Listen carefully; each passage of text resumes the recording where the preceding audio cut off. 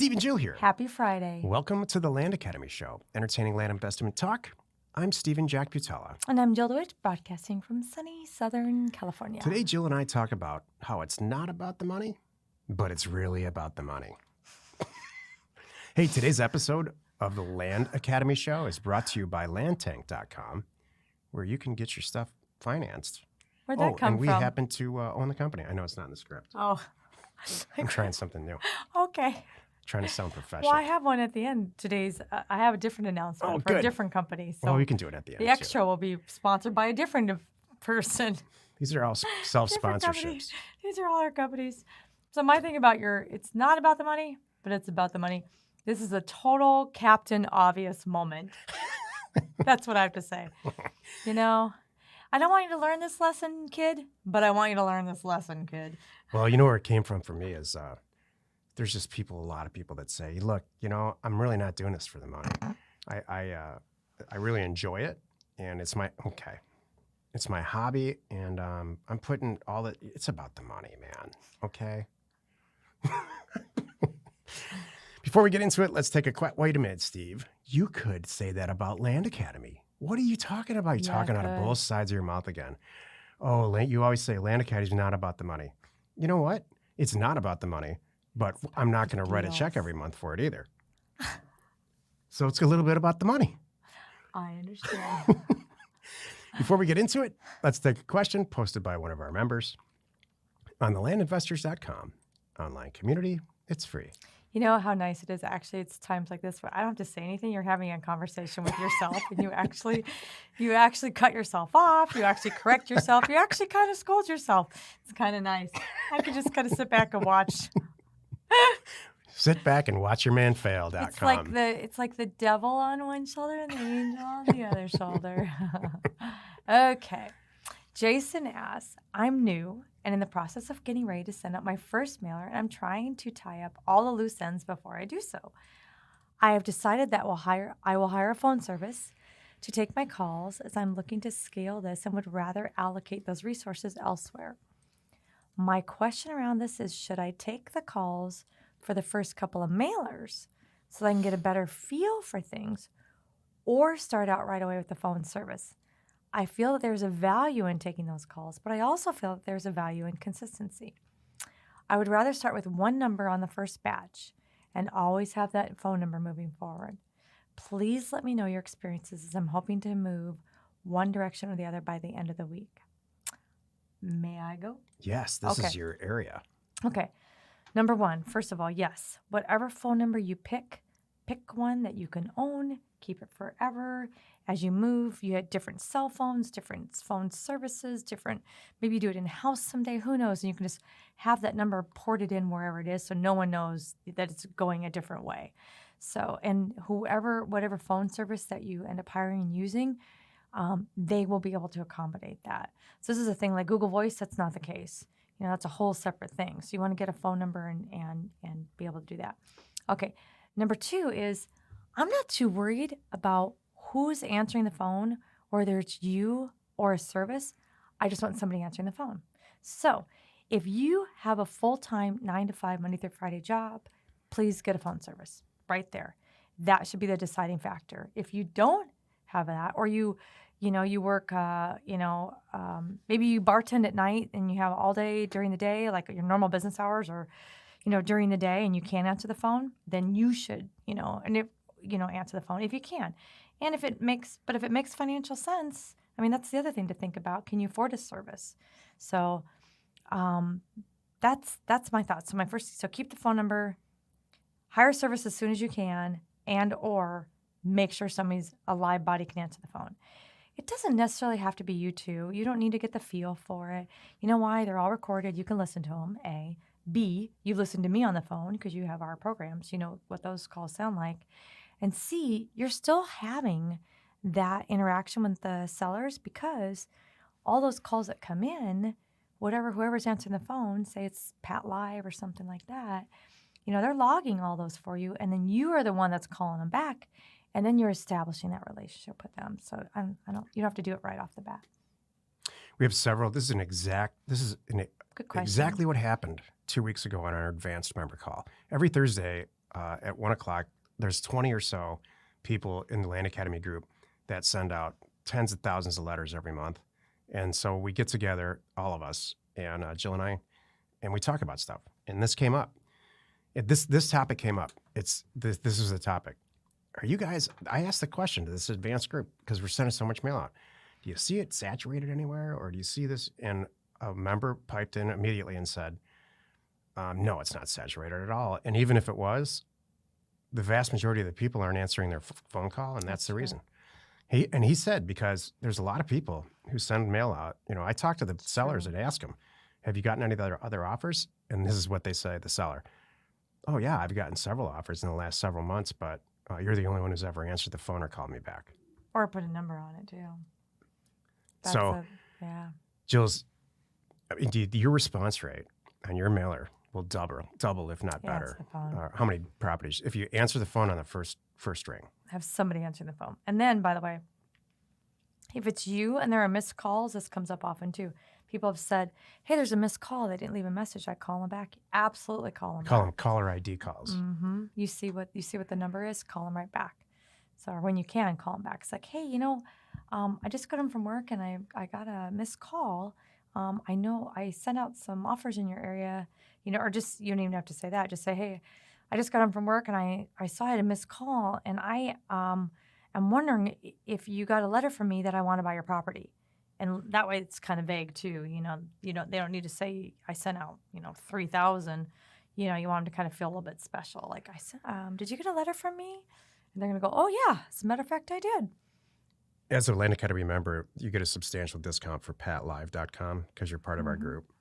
And I'm going to go out on a limb here and suggest this. And Jill, I want you to honestly tell me that I'll be honest. I'm crazy, right? Or not. I think everybody should set up a Pat Live account. I do. And so let's say you're even you plan on answering your phone the whole time. You don't have a full-time job, and we have a lot of members who came into some dough for any reason. This is their full-time thing, and they start out. Are you going to answer your phone at 8 p.m. when you're out to dinner with your family? No. So set it all up and answer the phone from 9 to 5 or whatever your numbers are. And make sure that if somebody gets a letter, they come home from work, they call Pat Live is answering it on the off hours. Right. Then you're going to cover it all. This really matters. Plus, some days you're too busy to do stuff. Like, you're too busy closing deals, especially in the beginning. You can just turn a service on so you're not interrupted. That's what I would do. If it were me, if I had the money to do it, I'd just set up Pat Live from the get-go. Me too. Honestly, that's just what I would do. I wouldn't even go there. Even do the first mailer just to learn? Mm-hmm. Nope. Wow, okay. No, I don't need to. I know what's going on. I can listen to the phone calls. In the past, we've said just to learn. The first couple of mailers, you should probably answer your own phone if you can. Well, maybe I'm changing my answer. I'm allowed to do this. You know what I would do? I'm going to quote Steven. You know what? I'm an owner. I'm allowed to change my mind. Jill, I was just going to say that. We had a staff meeting recently, and Jill said, I'm the owner, and I changed my mind. I got it from you. Oh, really? Yeah, you're the one. I'm like, I didn't know there was. You're like, I'm an owner. I'm allowed to do this. You're right. So today's topic, it's not about the money, but it's about the money. This is the meat of the show. This is really a Steven topic. And it's Friday, and it's kind of light. I don't care what anyone says ever. Money plays into the factor. Yeah. And so I don't care if you've chosen to be a priest and you're all set up and you don't even get a paycheck, but you have a place to live and you have some stuff to do, and that's it. You chose, one of the reasons that you chose that is because now you don't have to worry about money. So it's about the money. I think you should. It's a fact. You should think about money, obviously, with the majority of your decisions, in life. We were talking to some friends about college and their kids, and they really sat down. And I like this too, because they lined it all up and really were trying to educate their 17, almost 18-year-old about picking an in-state school versus an out-of-state school. And then looking at the different costs of the tuitions, and then talking about housing. Like, hey, look, gosh, you have the opportunity to stay at home. I know it's not the ideal thing, and it really comes out to money. They said the bottom line is we don't want you to graduate and have a 6-figure loan hanging over your head. So it's about the money. You should be thinking of it all the time, not just about even acquisitions, you know, even in the things that you buy and how you're setting up your business. Be smart about it. You know, there's so many decisions. What's interesting about us is we are way more conservative than I think people know about us. Yeah. We don't flippantly That's for sure. buy things. Conservative about money. We are. And when we Not about say, politics. like, we haven't talked about this in a while, but when we tell people when you're starting out and you're all excited about, you know, quitting your job someday, you need to really think about it when you sit down and you have a heart-to-heart and you say, I should have done it a year ago, kind of thing. That's when you do it. Not just you're starting to make money now and just go for it. Please be conservative. And that's really how we are. And to this day, so many of the things that we do, even now, I sit back and go, you know, we could have done that a long time ago, or we afforded that, you know, whatever, but we don't because we're careful with money, too. I saw an interview with a doctor who was with Doctors Without Borders, and he was somewhere in Africa, really doing like a bang-up job, really doing well. And the interviewer said, you know, was it hard to make this choice to go do this profession? And he's a young guy in his 30s. And he said, yeah, I mean, I gave up a huge house in the suburbs and with on-call hours and all of this and this and this and this. So yeah, it was really tough for me, but it's not about the money for me right now. And the interviewer said, well, you could always go back to that, right? And he's like, oh yeah, I could go back to that next week. That's a good example of the So other it's way not around about the it. money? No, it's about the money. You can always he's put himself in a position where in his younger years, he's going to go do this altruistic stuff, which is great, but he's going to go back to the money. Right. So it's about the money. Or you know what, though? Even if he's made his decision is, I can accept this lifestyle. I can afford this lifestyle. Right. Whatever you want to afford, you know, you can tweak it either way. When I got out of college, the first thing I did was get a commercial real estate full commission job and fully accepting. And I set my lifestyle up so that I knew I was going to make zero. Right. So, you know, I ended up making like $32,000 or some number like that, which is, you know, tough to live on. But the next year I made like $280,000, and that, talking to everybody, that's kind of what you can expect. So it was about the money. And I made and I'm not toting my own horn. It was just, you know, I'm going to live without money Right. for this amount of time, and then I'm going to go make some money. Exactly. So money was a huge part of that decision. And there's no way I could do that now. I've, you know, $30,000 wouldn't cover Jill's diamond habit. So, oh, thanks. That's not I'm nice. teasing. Jill's, of all the women in this planet, I have never met one better about managing money than Jill, and that's the truth. Thank you. I was just Took me a long time to get here. Trust me. Oh, really? Yeah, well, yeah. I mean, as far as managing money, I was one of those stupid kids. All my money went to concert tickets. That's it. Every dollar I spent went to concert tickets. It was hilarious. That's when I was a kid, of course, you know. But I didn't know how to save money back then. Now I do. So you have a real estate career, and you're listening to this. You're either buying and selling property, or you're thinking about it, or God forbid, you're entertained by this. You are wondering, maybe you want to make more money.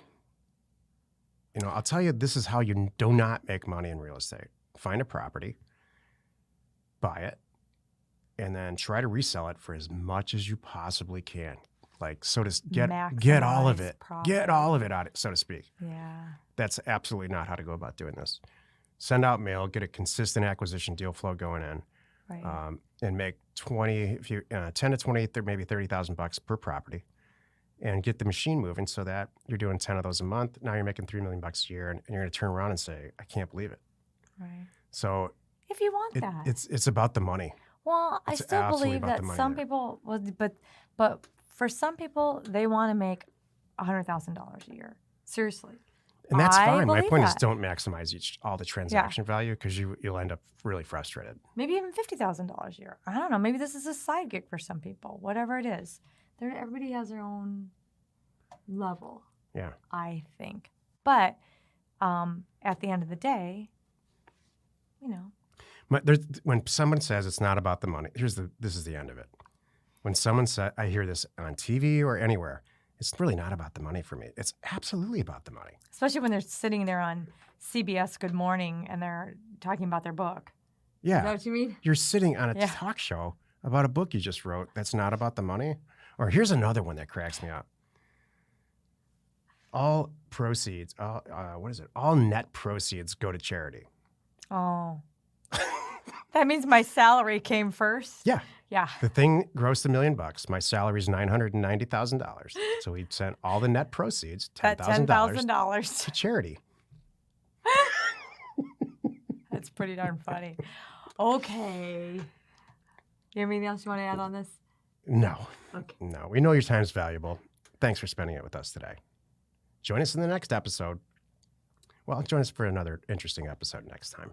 Yep. And we answer your questions posted on our online community, landinvestors.com. It's free. You are not alone in your real estate ambition. That was really, really, really good. It's so fun sometimes to have topics that don't have to do with real estate. In fact, here's what's happening, audience. We know that you get frustrated, or at least we get emails about your frustration about us talking about stuff like this. So we've decided to launch a new show called The Jack and Jill Show next month. And from this point forward, in general, we're either going to, on the Land Academy show, we're going to talk about land, because I think that's what you want, and that's fine. On the House Academy show, we're going to talk about houses. And on the Jack and Jill show, we're going to talk about silly stuff like we did today.